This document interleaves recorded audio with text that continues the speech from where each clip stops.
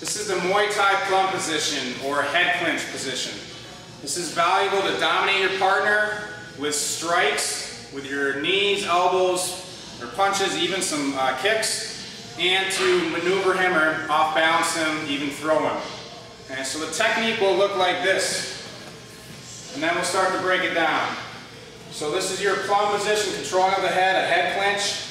Okay, everything's really tight and compact. You make yourself as tall as possible, you get in tight and your head's buried. And you look to dominate your opponent. So a couple key things as we start with our hands. First thing with your hands, there's 4 different hand positions you can have in the clinch, in the plum position. Number 1 is you can have a clap hands grip, just like you're clapping your hands, one over the other.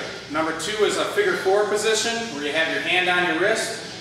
Number 3, if you have gloveless, or fingerless gloves, or you have no gloves, street defense scenario, you can weave your fingers together.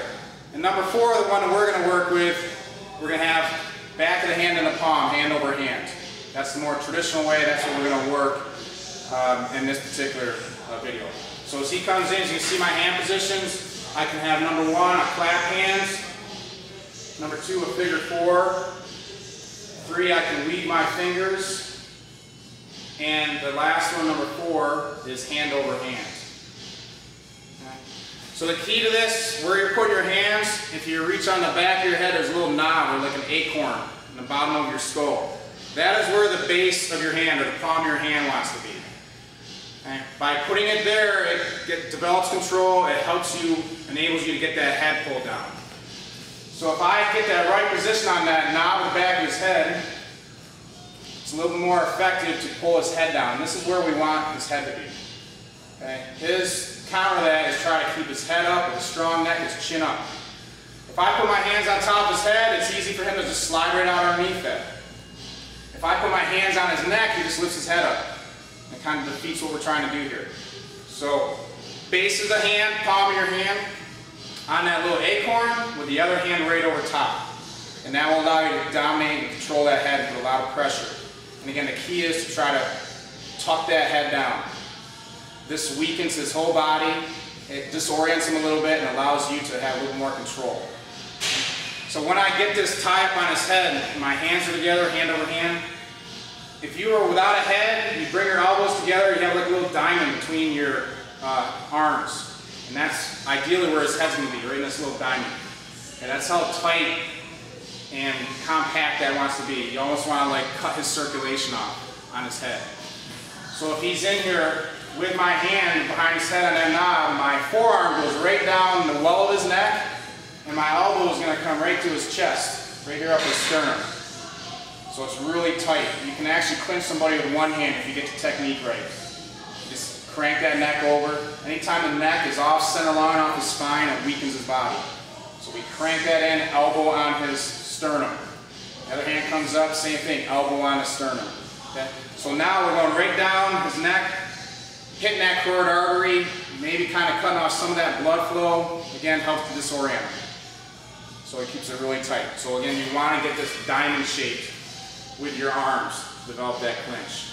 Okay? So that's the arm position, and the head, and where you want to be on that head with your hands. With your foot position, to help with lateral balance, you want to have your feet what we call ducked out feet. So your feet will look like this, they're ducked out. Your feet are straight ahead, your lateral balance is weaker. By having it here, you got a little bit more strength laterally. And that's what we want to be cautious of. Okay, so they're not throwing us left and right, but we have more power to do that to them. So we're ducked out. You want to be high up on the balls of your feet so you make yourself as tall as you possibly can. And for the Muay Thai, you want to be your hips in tight. So with my foot position, my feet are ducked out. I'm up on the balls of my feet, heels up high, make myself as tall as possible. And in this case, my hips are going to be in real tight. By doing this, I have a little bit more power. I'm making myself taller by getting up on the balls of my feet, and by being tight like this, it prevents him from having a quick counter knee, or even a knee, period. So we want to be in tight. Okay. So again, feet ducked out, up high on the balls of your feet, heels up high, and hips are in. And making yourself as tall as possible. Okay. With your head position, There's two things you can do. One is you can put your head, if you get that neck down, right on top of his head. That's kind of risky because if there's any space and he nudges his head up a little bit and busts your chin, that can be effective for him. So what we'll do is put our ear to ear. So when we use our head to help cinch in his head, we put our ear to his ear.